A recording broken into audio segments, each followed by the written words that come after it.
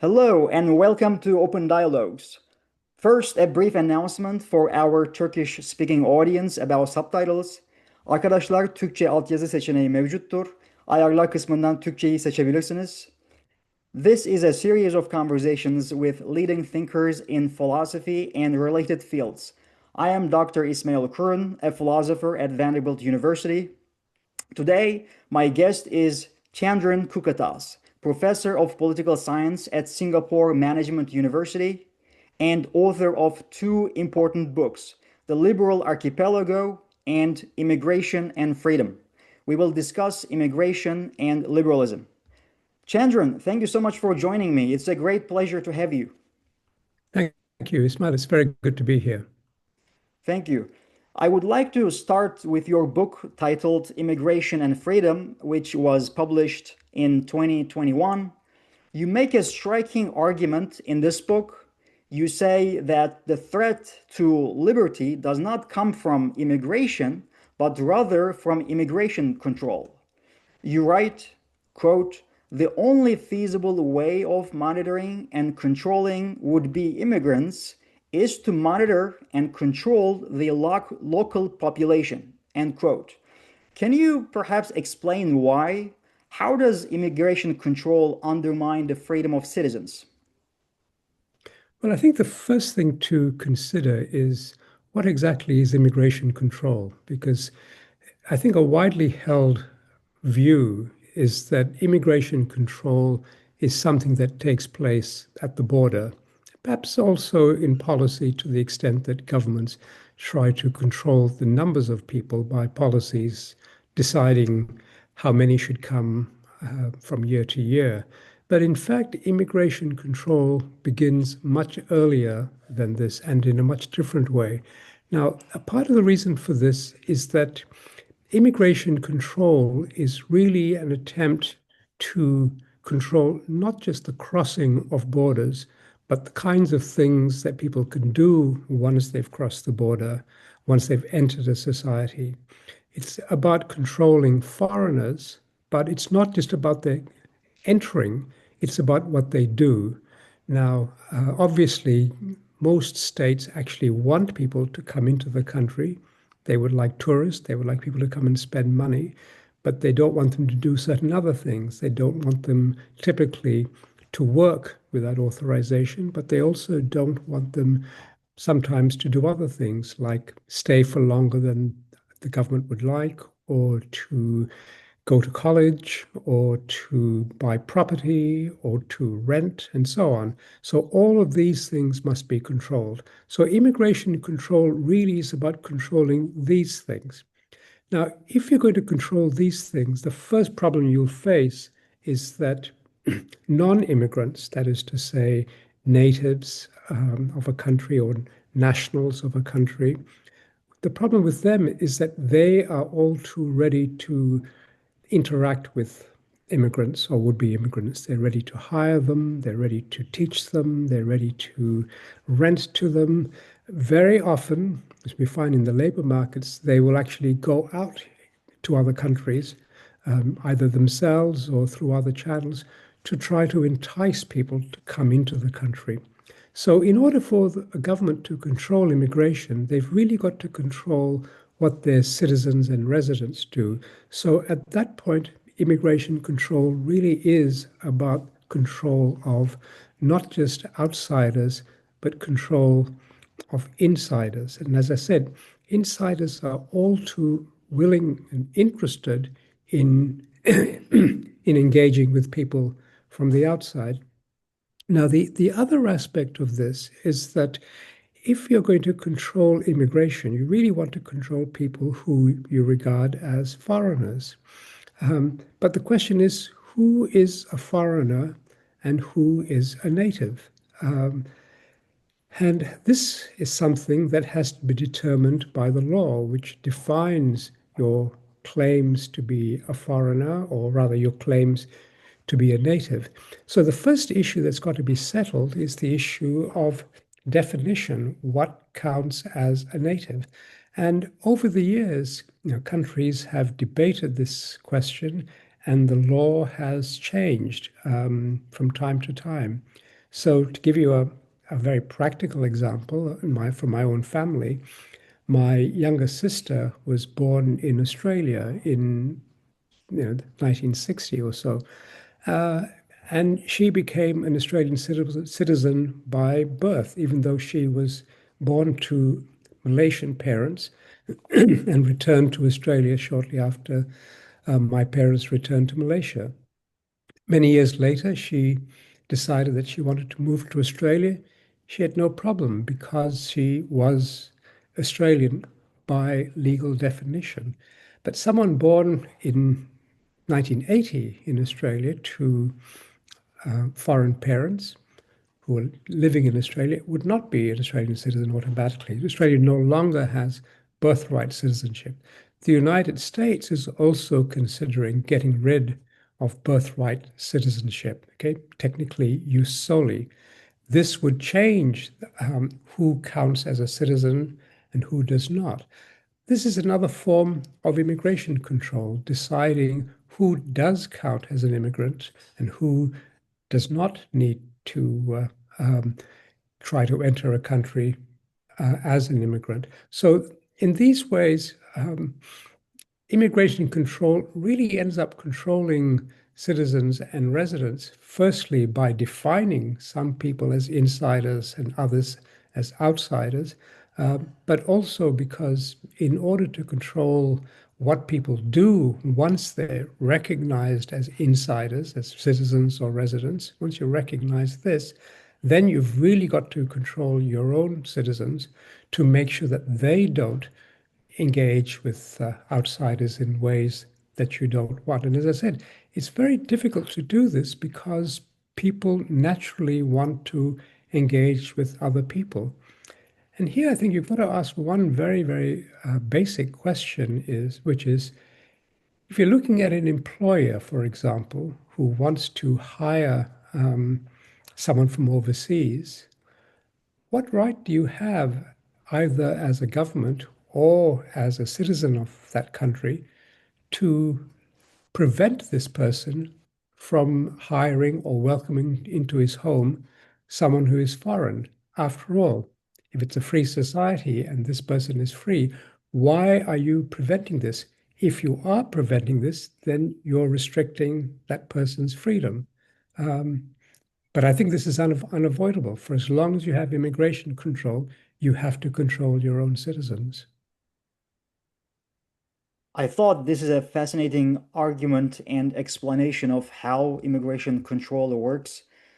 And how did you first start thinking about immigration? You give a glimpse of this in the introduction of your book, The Liberal Archipelago, A Theory of Diversity and Freedom, published in 2003. You say that you are born as a Tamil in Malaysia. You say that you were told as a child that you would not get the same opportunities as Malays. It seems that this had an impact on your early intellectual development. Can you tell us a little bit more about that, especially with regard to how you first became interested in political theory and immigration? Okay. Well, as you noted, I was born in Malaya, as it was then, before Malaya joined with the states of Borneo to become Malaysia in 1963. But when I was a young boy, my earliest memories were of being told that I was Ceylonese. Now you would say Sri Lankan, because our family were descended from people from Sri Lanka, from the Tamil part of Sri Lanka, from Jaffna. My grandparents on both sides had migrated to Malaya in the early part of the 20th century and settled there. But they had always planned, I think, to return. But of course, they never did. My parents were born in the 1920s as British subjects because Britain was then the ruling country, of colonial Malaya. So they grew up in that context in a society that had several races, the majority Malays, the Chinese, the Indians, and then a very small minority of Sri Lankan Tamils. So when I was born, all of the races were granted citizenship because independence had come to Malaya just a couple of weeks before I was born. So technically, I was a Malayan citizen, but members of my family on both my mother's and father's side thought of themselves as Ceylonese living in British Malaya, newly become Malayan citizens. So it's not so much that we saw ourselves as separate. I went to school in Malaysia, in primary school. I interacted with children from all the different races. My friends were simply Malaysians rather than Indians or Chinese or Malays. We didn't think in those terms. But at home, especially in the extended family, a lot of the conversation was simply acknowledging without too much discussion that we were Ceylonese. Um, but this became something that was more significant as I grew a bit older, before I reached the age of 12, when it became clear that government policy was shifting to try to treat Malaysians differently, partly on the grounds that the Malays in the country, who were the majority, were on the whole the poorest part of the community. So governments implemented policies of affirmative action to try to lift the standards of the Malays. This meant that the Chinese and the Indians were slowly given fewer opportunities, even though in the marketplace they were completely free to participate, to compete, and so on. But in government service and so on, they were given fewer opportunities. Much more difficult to get into university if you were non-Malay. Very difficult if you were Sri Lankan because the quota available to that group was very, very tiny. So I started to think about these things much more. And I also noted aspects of my extended family. It's not my immediate family. I recognize aspects of their attitudes, which I thought were, racially prejudiced. Not harshly so, but, they made distinctions which I didn't really like very much. In 1969, my father was posted to Australia as a diplomat. And he had planned to migrate to Australia, mainly because he thought that uh, it was a more egalitarian society. That is to say, that his children would not be second-class citizens, but would be just equal to everybody else. For various reasons, he left Australia with the rest of the family, planning to return, but never did. So I ended up growing up in Australia from high school onwards. But I'd already started thinking about these issues and thinking about race, ethnicity, affirmative action, and so on. The term multiculturalism wasn't in use yet, but that was the beginning of my thinking about these things. And once I went to university, I became very interested in Aboriginal politics and history. So I wrote about that. And that also made me think about a different aspect of, if you like, race relations or ethnic relations. Many years later, after I finished my PhD, I decided that I wanted to write about this subject. So, having become a political theorist, that then became a natural topic for me. Immigration is closely related to liberalism and pluralism. In the liberal archipelago, you argue that the fundamental principle of a free society is the principle of freedom of association. The central role that freedom of association plays in your theory is, I think, interesting and distinctive. You do not say, for example, that the fundamental principle of a free society is, say, justice or private property or individual autonomy. Rather, it is freedom of association. You also state that freedom of conscience is perhaps the second fundamental liberal freedom. Why do you choose these two instead of other key liberal ideas? Yes. I suppose I should say that now um, I'm not sure that I would say exactly that this or that freedom is fundamental. I think over the years I've become more and more of a pluralist about values. I think I always was, but I think when I wrote the Liberal Archipelago, my thinking was that um, there had to be some kind of bedrock commitment. And I thought that we would find this in freedom of association because I thought it was very important from a liberal point of view that people were able to live as they wished, as they saw fit, in accordance with the different values that they had. Hence, my view about the importance of recognizing a pluralism of values. So when I wrote this, I thought there must be some way of thinking about the foundation of this view about freedom of association. And I thought, well, maybe the foundation should be a recognition of the fact that we think differently about moral questions, but we think nonetheless that it's important to do what's right. It's important to be treated rightly. So rather than think that there is some correct moral view, even though many people think there are correct moral views, and I have strong convictions about various things, I thought the fact that people disagreed about morality suggested to me that it was very important to find a way of accommodating this diversity of moral attitudes. In which case, I thought it was probably fundamentally important to recognize people's freedom to act according to their understandings of what is morality. Now, if this is the case, then they would want the freedom to associate with those who shared their views. Where things become difficult is that some people's views about what morality requires involves controlling what other people think and say and do, and not simply because they want to do it, but because they think that morality requires it. So we have to find some way of accommodating this, because obviously, in a certain sense, you can't allow that to happen to the extent that you permit people to go against the fundamental principle.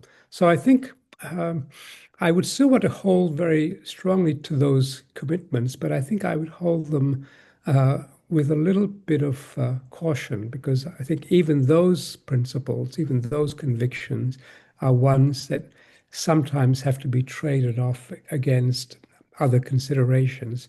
I think there is no ultimate or absolute that we can appeal to that can give us guidance in everything. So that's really how I've started to think about this issue.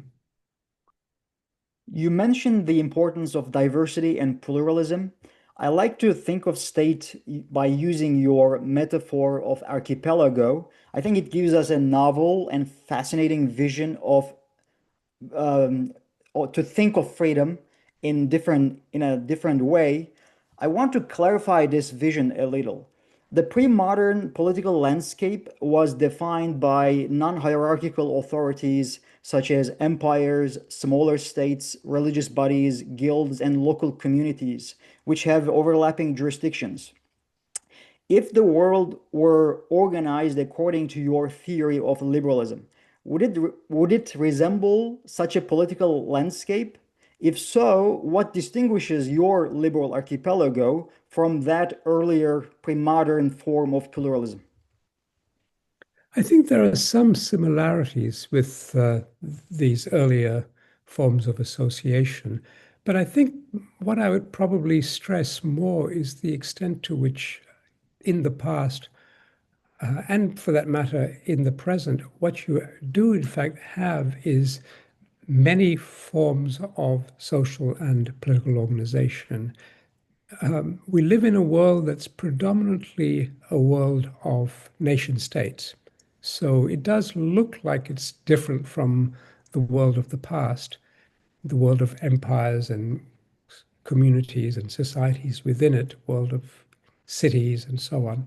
But in one way, the world we're living in now is also very similar to that, because while we do have nation states and a political order in which the sovereignty of states is regarded as somehow fundamental, this is what it says in the UN Charter, for example, and invasions of one state by another are prohibited because the states are all recognized as equal in terms of their sovereignty. Nonetheless, if you look closely at the world, I think what you'll see is a more complicated picture. For example, there are some associations in the world which are supranational. Most obvious case is the European Union. It's legally a supranational organization, but there are nation states within it. Within that, again, there are very, very small entities like, say, San Marino or Andorra, which are nestled within other states. They have a certain kind of sovereign independence, but not entirely. I mean, Andorra's foreign policy is handled by France. San Marino is right in the middle of Italy. It might as well just be a city-state rather than a state.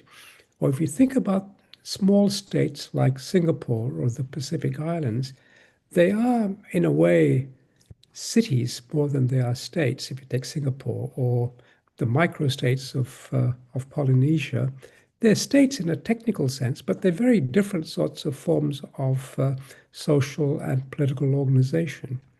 And this is before you start thinking about not just de jure or legal entities or their status as legal entities, but the political reality of the way in which the world operates. If you think about, for example, the influence that the United States has around the world, it's simply a sovereign state in one sense, but it also exercises enormous amounts of social and political control over the other parts of the world. The same is true of China. It's not technically an empire, but it is also attempting to exert controls over different parts of the world. Russia has done the same. And so, I think we're only living, a half century away since the end, almost total end of colonialism, but the legacies are still there and the world is still transforming. So thinking about the world as an archipelago, I would want to say that we've always had something like this, and what I want to argue for is a kind of conception of political order that says, you know, we will always have this. What we need predominantly to have some kind of freedom is the possibility of people's, living together freely as people who want to be members of the different associations that they are living in. And within those associations, they should be able to live in such a way that if they no longer share the values and commitments and the interests of the people they're with, they can leave freely. And equally, we would like to see a world in which, again, ideally, there is space for them to carve out their own independent ways of living within larger communities. So what you'd have in a way is a fairly complex world, much like the world we've got now, but it would be ruled to a greater extent than now by two kinds of considerations. One is greater freedom of movement across the world and within societies, and within states and cities, communities, much greater tolerance for diverse ways of living. Now, whether or not this actually exists at any one time, I think it's just going to vary. Vary not only within states, but across states.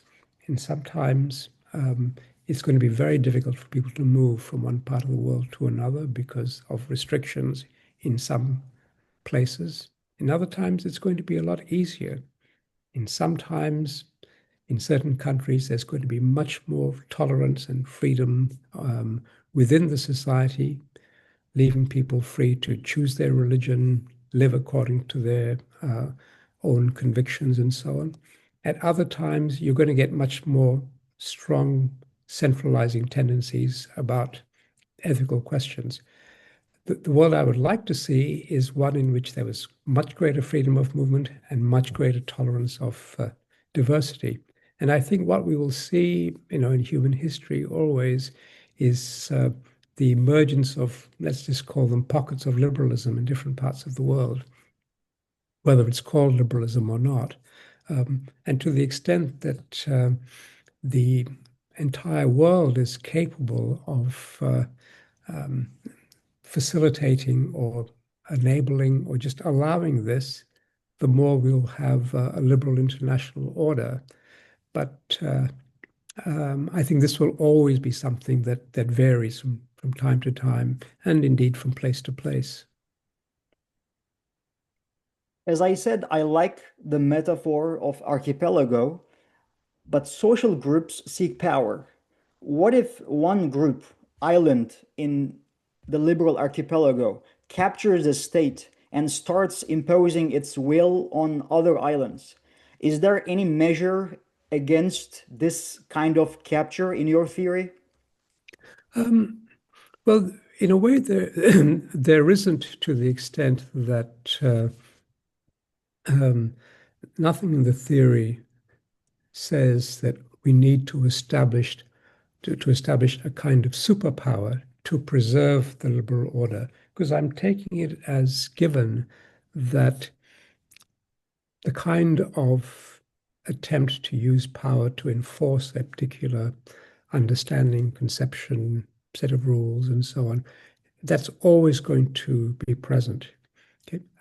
And given that, I think it would be dangerous to try to establish authority with sufficient power to control the control or control the controllers. Because in a way, you'll simply remove the danger and lift it up to a higher level. Of course, smaller forms of association could be tyrannical, but so could larger forms of association. So it's not an argument for a world liberal government. It's not an argument for liberal governments to have extensive controls over their own society to try to make everybody into a liberal. And it's not an argument for, at the sub-level, sub-state level, for groups to be allowed to exist only if they stay liberal.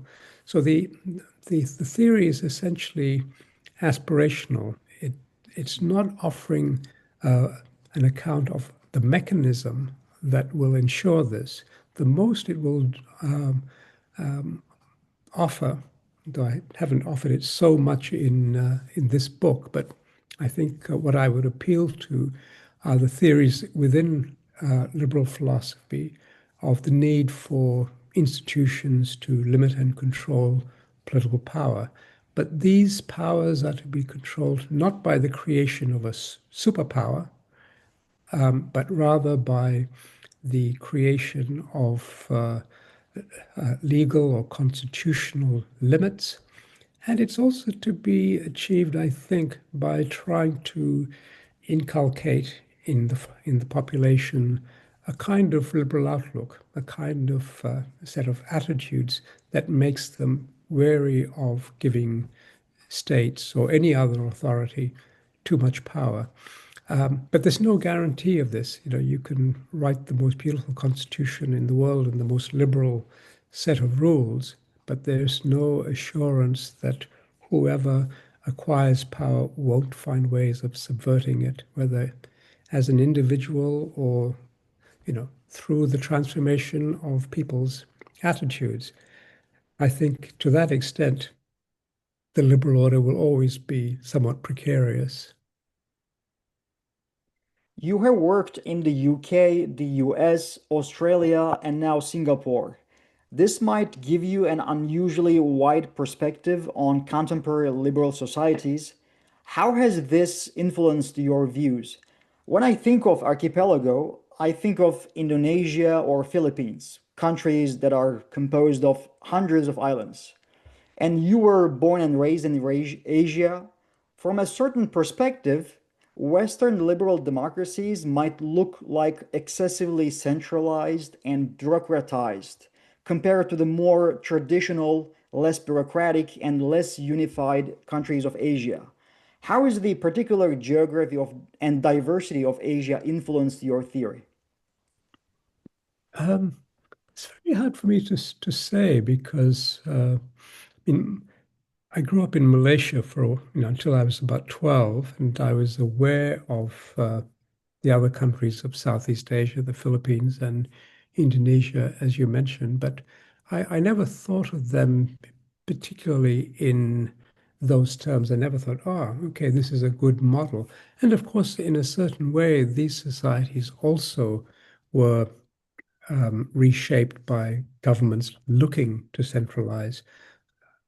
Particularly, I think Indonesia, if you look at that whole region, historically it was the site of different empires, different states, different microstates, and they were colonized in different ways by different countries, by the Portuguese, by the Dutch, by the English.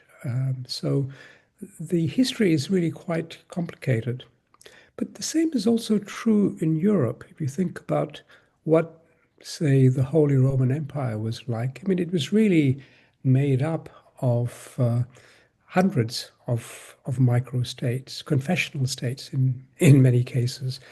So there were large powers like Sweden and Britain and Spain and so on, but there were also hundreds of principalities.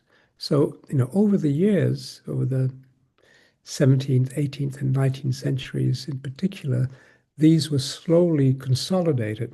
In a way, what you had in Europe was also a kind of metaphorical archipelago. You had lots and lots of jurisdictions and probably a certain measure of free movement, but within each state, there was probably much less religious diversity because they were, you know, sometimes called ethno-confessional states. But that was a kind of archipelago, uh, liberal to the extent that people could move, although it was harder to move. Maybe not so liberal to the extent that internally they were not as free or not as diverse. Certainly linguistically and religiously. So I think my thinking about the metaphor of the liberal archipelago comes less from just personal experience and more from reading history, and uh, and I think also quite obviously perhaps when I read Solzhenitsyn on the Gulag archipelago, the when I was writing and looking for a title for what became the Liberal Archipelago, I thought about that when I read again, Solzhenitsyn's description of the special camps, where there was no freedom of exit and tight control within. And I thought, what I wanted to describe was the very opposite of that. I actually thought that the metaphor would resonate with people immediately, but the book came out quite a long time after the fall of the Soviet Union, so I think many people no longer knew Solzhenitsyn's work, no longer knew the, the great work, the Gulag Archipelago, and so the word archipelago is not really a very familiar one to people, and so I think to that extent I was drawing on something that perhaps is a lot less familiar than I thought. You I mean, when you mentioned, first saw it, did you recognize the analogy with the Gulag Archipelago? no, I did not.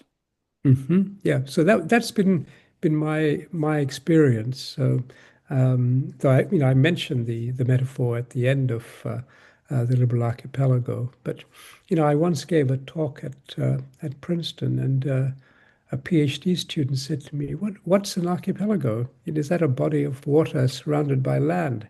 And I said, no, that's a lake. It's not. Um, but the term was unfamiliar to people, and I think it still is. It's a minority who understand what the term means. Is it a familiar concept in Southeast Eastern Asia? To be honest, I don't really know. I mean, I don't think that there's a particular need to use the term. So, there's no reason why people would use it. Um, Maybe in Indonesia, people might use this word, but I'm actually not sure what the equivalent word would be in Indonesian or Malay. Um, Similarly, I don't know what the thinking is in the Philippines, but I don't think there'd be any reason for people in Malaysia or Thailand to use this terminology. I mean, Greece itself is a kind of archipelago if you think about the large number of Greek islands, even though there's a substantial mainland. But I'm not sure it's something that's in regular use here. You mentioned the exit rights. How realistic are those rights in the real world? Because from a certain perspective, it might look like it ignores the social embeddedness or the poverty or other situations that people find themselves in. Therefore, they cannot just exit. And is there a solution to this problem in your theory?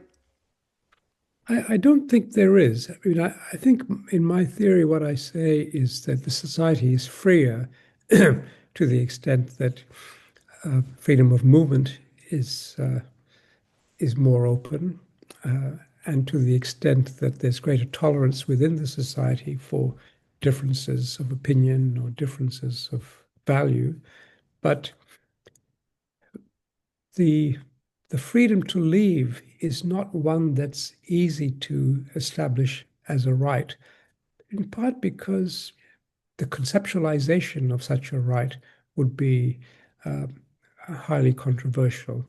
For example, if you wanted to leave the United States, not just physically leave and travel, but not give up U.S. citizenship.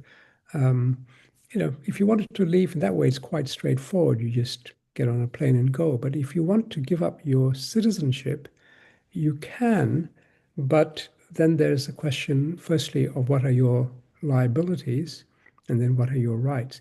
You will certainly have to pay all your taxes. You can't leave the country while you owe the U.S. government money. Okay?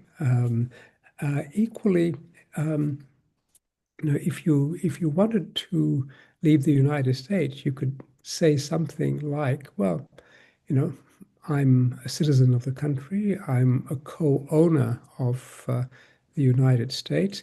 Perhaps I should take a portion of the wealth of the United States with me as my entitlement. Well, you could try that argument, but you're not going to get very far, right? So the whole question of what it is that you have a claim to if you want to exit is a very open question. And it's in the end going to be settled not by establishing some principle, because there is no self-evident or obvious principle to establish here. It will have to be done by uh, political negotiation, argument, debate, legal action, and so on. You'll get some outcome, but there is no principled outcome that's available to us. So I think everywhere you go, people have got the right to exit to some degree, but it's not always so straightforward. To give you one example, in the Philippines, you can leave at any time to go off as a tourist, but if you want to leave to work somewhere else, you actually have to get the permission of the Philippine government. You cannot just leave and go and work in Singapore. So there is a whole legal process that shapes that freedom of exit. Part of the reason for this is that the government came under pressure because people from the Philippines working in other countries, notably as as maids, were sometimes badly treated. And when the news came back to the Philippines, they put pressure on governments to make sure that these citizens were well taken care of. One of the results of this was legislation controlling exit. Um, well intentioned, of course, but it also does limit the freedom of the people. And I think all around the world, I think historically, we've had different kinds of norms about exit rights. In general, how has your thinking about freedom, authority, or diversity changed over time? If so, how? Um, I'm not sure I can give you a, um, a very clean story about this, but my views have definitely changed, over the years. I I started my political life, if I can call it that, as much more of a socialist. Um, I then read F.A. Hayek and became much less sympathetic to socialism. I also read Marx and then read Popper. That also made me a lot less sympathetic than I had been to Marxism. Not completely critical, but much less sympathetic. So that set me off in a kind of libertarian direction. I think ultimately I became what I would now call, a philosophical anarchist. That is to say, I don't think there is any deep basis for political authority. On the other hand, I did not become a political anarchist, someone who thinks that therefore it is in fact possible to have a world without political authority. I think political authority will always emerge for reasons that I won't go into now, but that paper that I sent you, in a way, is a kind of reflection uh, on this. I think we will always have political authority. So, what we have to do is think about ways in which we should try to limit or control that authority. Um, Within this, my views about what sorts of institutions are possible and what sorts of policies are desirable have changed over the years. I think there was a time when I was much more optimistic about the possibility of, you know, um, bringing about policies everywhere of free trade and toleration. Now I'm a little bit less hopeful. My view now is that from time to time we will get freer sorts of societies, freedom of trade, freedom of movement, and so on. But we'll also from time to time lapse into worlds with much less freedom. So my thinking, I think, has evolved to the extent that I think I'm now politically much less convinced that there is a kind of ideal society that we should reach, or we can hope to reach, which has also then made me much more sympathetic to policies that I don't necessarily agree with, but I think, well, this is probably the best that we can do, whether they're policies of affirmative action or they're policies governing trade or policies, for that matter, governing immigration. I mean, to give you one example, at a time I thought, as a theorist of immigration, that what I wanted to see was open borders. My views have changed a little bit, not because I no longer think as much freedom of movement as possible would be good, but because I think that when one thinks about economic policy, one has also to think about what is feasible, what can be sustained politically, and in order to get that freedom, one may simply have to accept things that one doesn't like, accept policies that are the best of all, you know, alternatives available, and argue accordingly. I think if I went off just arguing for open borders, I would end up speaking to a very small minority of my audience and would not be very convincing. Unfortunately, every passing day, the world is becoming more dangerous. As you pointed out, it seems like the world is going two steps forward and one step back. Is this how you think about political and moral development? And in relation to that, what do you think are the greatest challenges to liberalism today, and how can they be best addressed?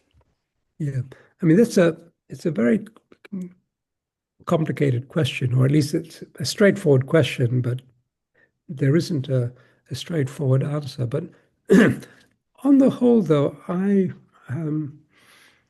would caution against being too pessimistic, both about the state of the world and about the future, if only because it's easy to forget how much improvement we have seen, let's say, over the last 50 to 100 years. For example, if we just think in terms of living standards across the world, the number of people living in poverty has dropped dramatically. Our life expectancy has gone up enormously. The quality of life for many, many people who were really struggling has just gone up enormously. The problem we have in this regard is to figure out not how to continue creating wealth, because we're doing this at an astonishing rate, but to figure out how to ensure that the poorest people in the world do improve their standards of living. So on that score, I think we're actually just on the right path because of a combination of technological advance and an increase in freedom in many respects. When I was growing up in Australia, homosexuality was illegal and people were imprisoned. When you go back to the 1930s and 40s and 50s, the era of Jim Crow in the United States, the condition of African Americans was much, much worse than it is now, even though there's no doubt that there are, enormous problems still. So I think throughout the world you can see there has been a kind of transformation. The end of communism was a huge, I think, transformation for the world. Of course, there's still tyranny and so on, but now we look at Cuba and North Korea as these terrible exceptions. But hopefully even there we will see some sorts of change. So in that respect, things have gotten better.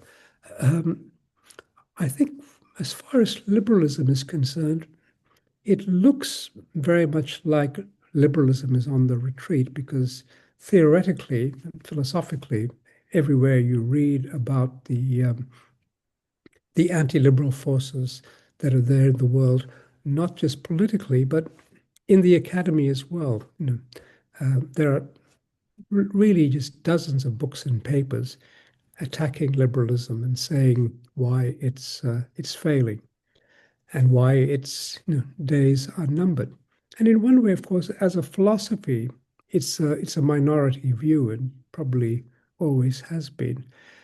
But at the same time, it's hard to see any other plausible alternative that one could advance. There are people in the United States, in particular, right now, who are trying to advance a kind of theory of the common good. Well, large parts of that still retain elements that we would still call liberal.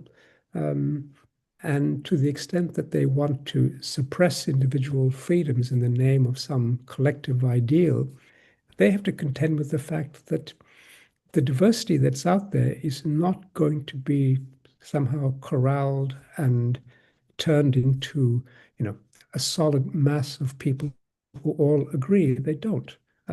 So the very fact of diversity, I think, makes liberalism, in a way, the only option that's out there if you want a peaceable and free world.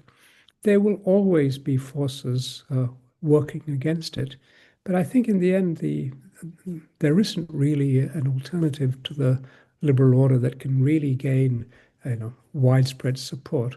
Of course, you'll still have countries that are shaped by very different ideologies.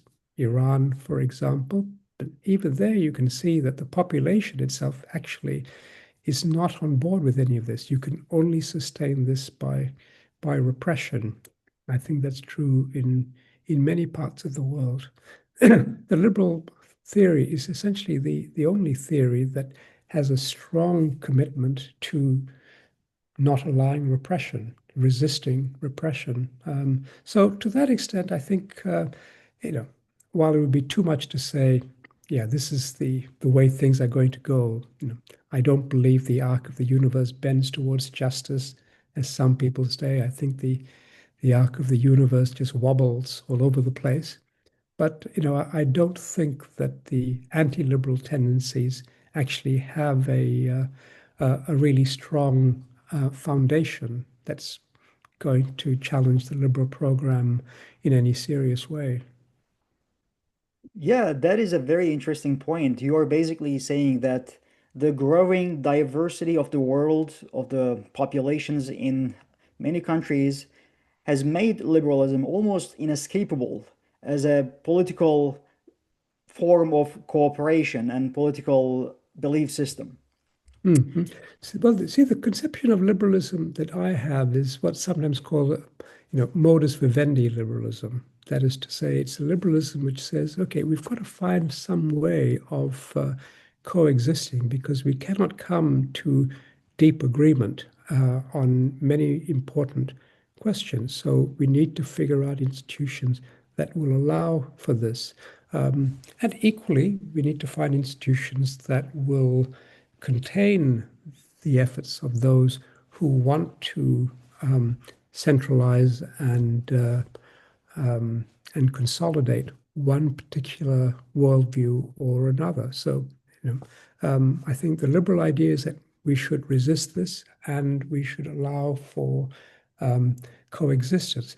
There are, of course, liberal theories that want to say, look, a modus vivendi is not enough. We need something stronger than this. We need a real substantive ethical foundation to make liberalism plausible.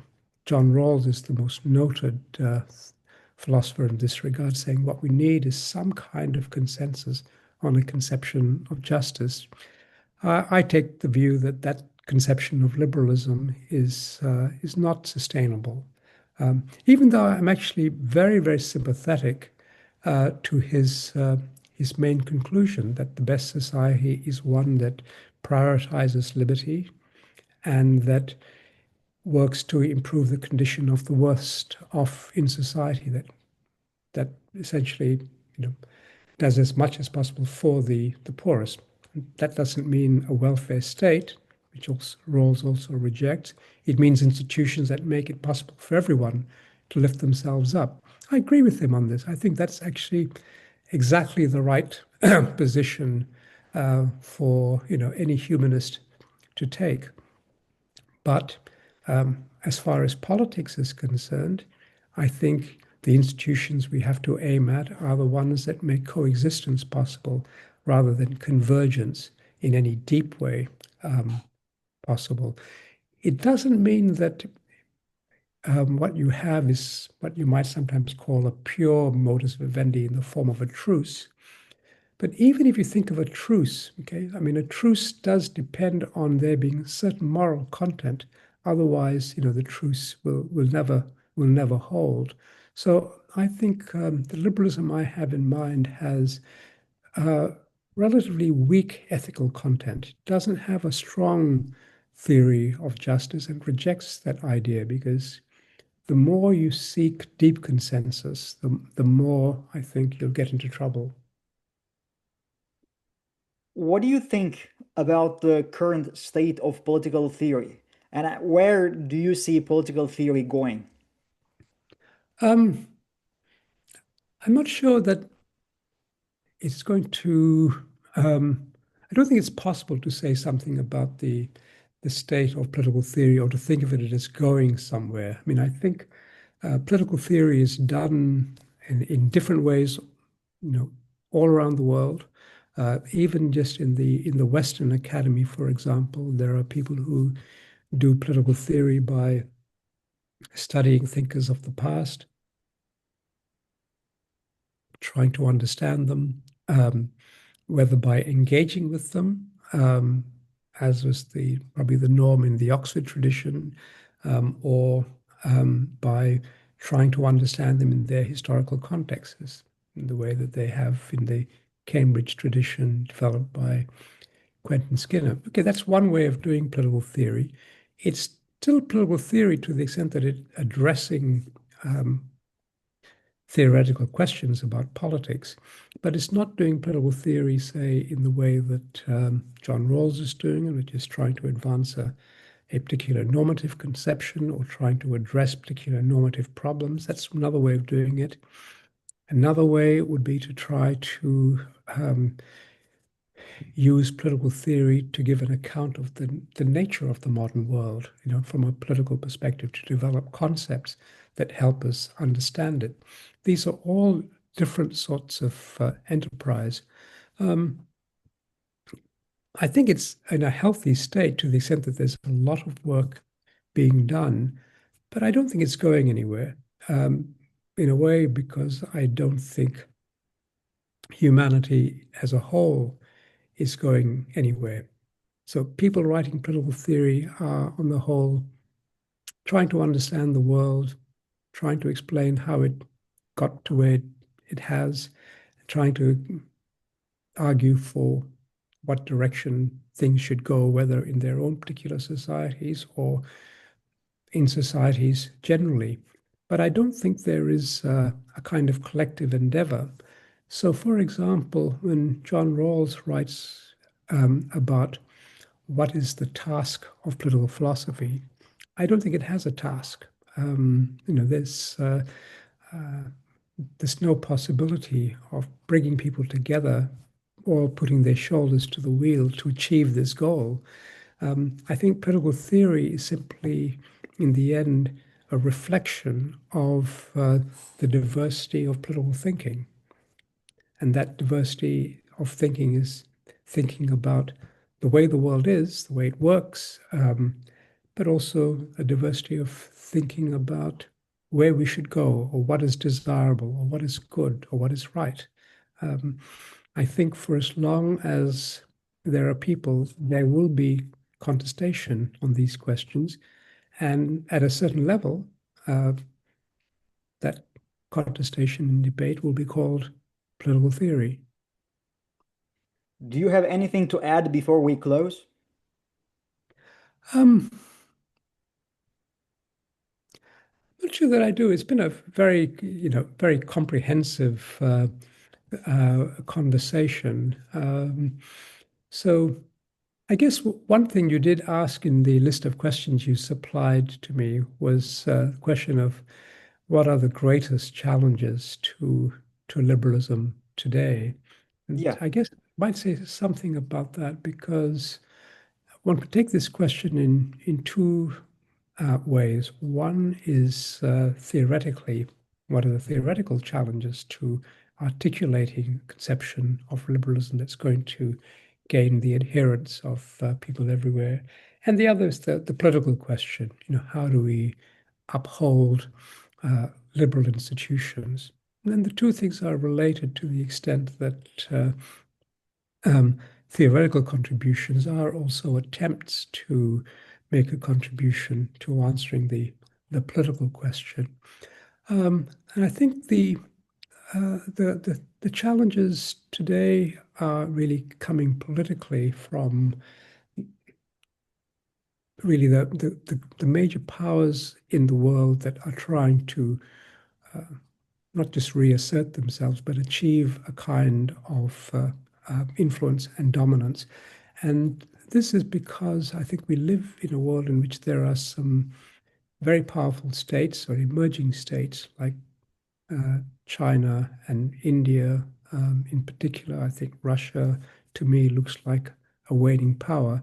But for these societies, liberalism is not what they want to achieve, because those who are in control actually want to achieve something which is antithetical to liberalism, which is a strong principle of nationality and the growth and the power of those national entities.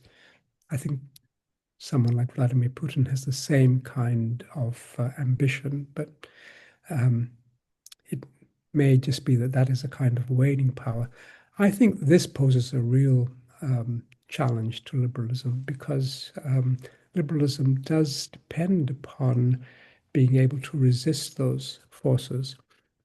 So I think the challenge of nationalism globally is the biggest political challenge that liberalism faces. Theoretically, I think there are challenges always coming from different quarters. When things go badly, the way people see things, they will turn to other ideologies that seem to offer some kind of solution. They'll turn to socialism, or they'll turn to common good communitarianism, and so on.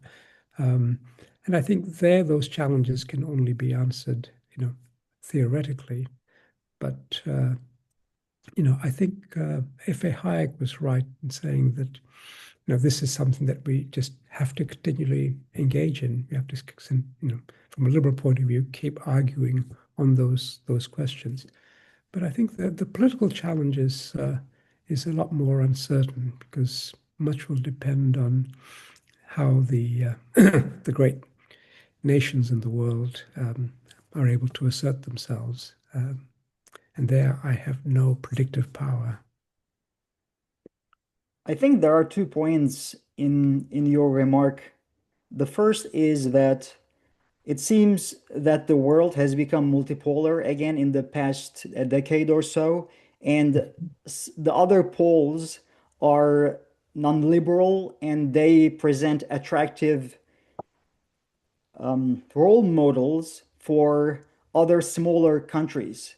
Would this Mhm. be a problem in the years going ahead? And related to this, which is the second point that I think you made or you suggested, is that there is a growing recognition in smaller states, smaller countries, that liberal society, liberalism, economically and politically, is not the only story of success.